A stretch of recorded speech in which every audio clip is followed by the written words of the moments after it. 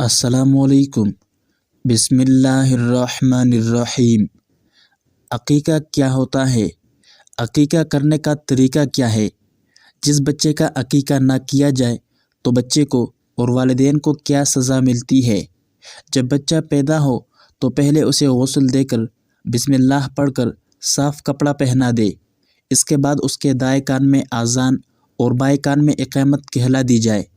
اگر کوئی مرد یا بچہ اذان کہنے والا نہ ہو تو عورت بھی اذان کہہ سکتی ہے۔ حضور اکرم صلی اللہ علیہ وسلم نے اپنے نواسوں کے کان میں اذان کہی۔ حضرت ابو رافع فرماتے ہیں کہ انہوں نے رسول اللہ صلی اللہ علیہ وسلم کو دیکھا کہ جب سیدہ فاطمہ سلام اللہ علیہا کے ہاں حضرت حسن بن علی پیدا ہوئے تو آپ صلی اللہ علیہ وسلم نے ان کے کان میں اذان کہی۔ اس طرح بچہ جب پیدا ہو جائے تو اس کو تہنیک یعنی گٹی دینا حضور نبی کریم صلی اللہ علیہ وسلم کی سنت مبارکہ ہے۔ ام المؤمنین سیدہ عائشہ صدیقہ سے مروی ہے کہ رسول اللہ صلی اللہ علیہ وسلم کے پاس نومولود بچے لائے جاتے تھے تو آپ صلی اللہ علیہ وسلم ان کے لیے برکت کی دعا فرماتے اور انہیں گٹی دیتے۔ تہنیک یہ ہے کہ کھجور وغیرہ کو اچھی طرح چبا کر بچے کے تالو کے ساتھ مل دیا جائے، یعنی تہنیک سے مراد چبائی ہوئی کھجور کو بچے کے منہ میں ڈالنا یا بچے کو شہد چٹانا ہوتا ہے۔ پھر 7ویں دن بچے کا عقیقہ کیا جائے۔ اس کی برکت سے بچہ بلاؤ سے محفوظ رہتا ہے، بڑا ہو کر ماں باپ کی نافرمانی نہیں کرتا۔ لڑکے کی طرف سے 2 بکریاں یا 2 بکرے، اور اگر گنجائش نہ ہو تو 1 بکرا بھی کفایت کر جائے گا، یا بڑے جانور میں 2 یا 1 حصہ لے لے، اور اگر لڑکی پیدا ہو تو 1 بکری یا 1 بکرا یا بڑے جانور میں 1 حصہ۔ عقیقے والے بچے کا سر منڈا کر اس پر زعفران مل دے اور ختنہ کرا دے۔ حضرت ام کرز رضی اللہ عنہا فرماتی ہے کہ انہوں نے رسول اللہ صلی اللہ علیہ وسلم سے عقیقے کے بارے میں پوچھا تو آپ صلی اللہ علیہ وسلم نے فرمایا کہ لڑکے کی طرف سے 2 بکریاں اور لڑکی کی طرف سے 1 بکری ہے۔ ان کا نر یا مادہ ہونا کچھ نقصان نہیں دیتا۔ حضرت سلمان بن عامر رضی اللہ عنہ کہتے ہیں کہ انہوں نے رسول اللہ صلی اللہ علیہ وسلم کو فرماتے ہوئے سنا، بچہ کا پیدا ہونے پر عقیقہ اس کا حق ہے، تم اس کی طرف سے صدقے کا جانور کا خون بہاؤ اور اس سے مصائب و آلام کو دور کرو۔ بہتر ہے کہ 7ویں دن اس کا نام رکھ دے اور عقیقہ کر دے۔ عقیقہ کر دینے سے بچے کی سب الا بلا دور ہو جاتی ہے اور آفتوں سے محفوظ رہتے ہیں۔ بچے کی اچھی پرورش اس کے عقیقے سے بندی ہوتی ہے، یعنی عقیقہ ہوگا تو اچھی پرورش ہوگی، یعنی عقیقہ بچے کے دین کی سلامتی کا بھی ضامن ہے۔ دوسرا مفہوم اس کا یہ بیان کیا گیا ہے کہ بچہ رہن رکھی ہوئی چیز کی طرح ہے، جس طرح قرض ادا کر کے رہن چھڑائے بغیر اس چیز سے استفادہ نہیں کیا جا سکتا، اسی طرح بچہ گویا رہن میں رکھا ہوا ہے۔ عقیقی سے منعم کے احسان کا قرض ایک طرح ادا ہو جائے گا۔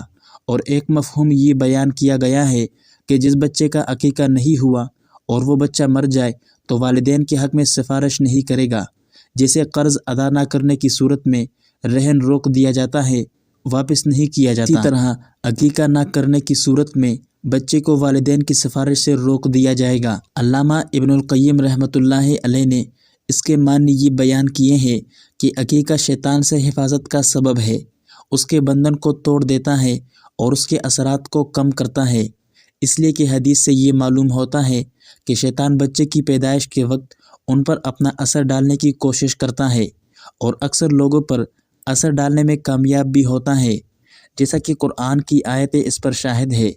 اللہ نے اس کے اثرات سے بچے کو محفوظ رکھنے کے لیے والدین کو یہ تدبیریں بتائی کہ ان کی طرف سے جانور ذبح کرو۔